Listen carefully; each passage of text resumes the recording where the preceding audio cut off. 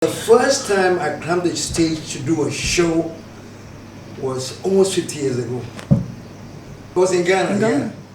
Back then, we had the National Theatre. Yeah. We had the Arts, the National Arts Center. Arts Center, yes. Yes. Still there. So I did a show there 1975. Wow. How?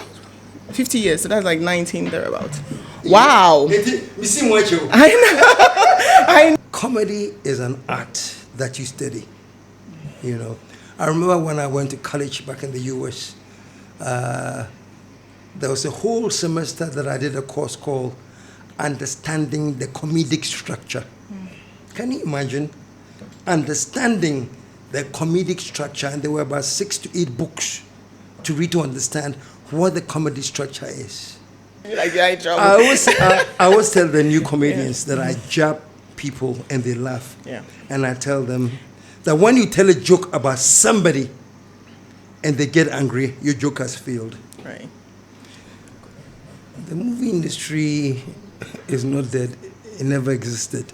A whole lot needs to change. Like what? Like our understanding of what film is. For example, the film industry in Ghana, I predicted some time ago that it didn't have a future because content was suffering. Content is king. And the Ghana movie they were just following right after the Nigerian movie is a witch. Somebody went for money to see and go for money. He could draw standard themes all the way through. How will you import an Indian telenovela, then bring it to Ghana, and then have them speaking Twi? That's an insult to Ghanaians, and people rush to go and watch Twi speaking Indians. And you're telling me we can't create content and have Ghanaians speak Twi? So rather than support their own, even if it means investing and sacrificing in their own to grow their own, they rather import some Twi-speaking Indian. Jesus, Holy Christ. When J.J. Rawlings was president, yes.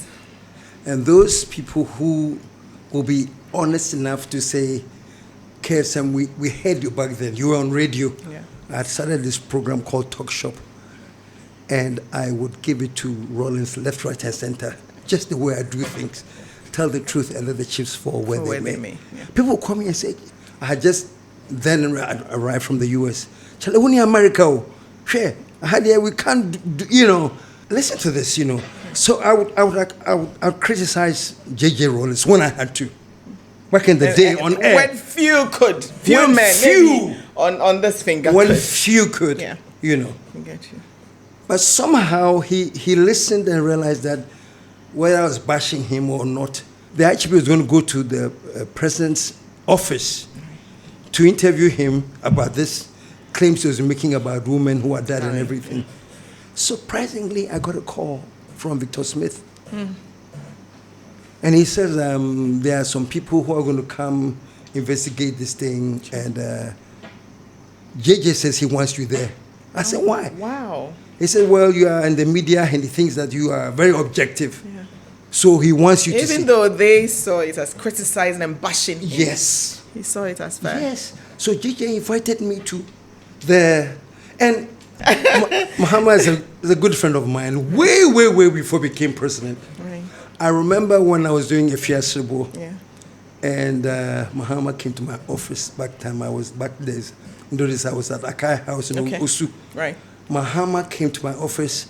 I think then he was deputy communications or something. Right. I said, okay, Sam, Charlie, I'm in trouble. I've told my wife that I've got tickets already. So I've been all the way. I can't find tickets for Fiasco. You have to help me. That was our now president too, begging me for a ticket. The secret of GH girls. He was in the front row with Lodina, Right. So I've had that friendship. Stage, he admired my stage work, so we became friends from there. It was coming to my shows and things. But it's not friends like, oh, let me call Mahama. Hey, Charlie, when are we hanging out today? Can we go to the club? No. It's not like that at all. I keep saying that the numbers don't mean anything to me. Sure. They can be 76 in Parliament. But if you hear the quality of the debate and the argument, it will feel it has an impact of the majority, of a majority, Yeah. you know, to be gravitas, you know. So I think it's time for us all to start understanding that we are moving from bronze to brains. Let's use our brains and things will... Honestly, my thoughts of Bawumia is that he has allowed partisan issues to crowd his own intelligence. The whole idea of unfiltered is that I just thought there were so many people in society who, in a way, had been wronged for whatever reason. Okay. Let me create a platform that I can share with these people. They can tell come their story. and tell their story, the truth. You know, sitting back there, I really don't know the intricate details with the OSP. Okay. All I hear is they say that, this, that.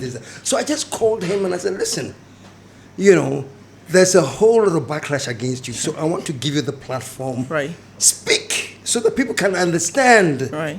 what they don't know and things like that. So that was the whole idea, you know. And so when, especially with the OSP, Right.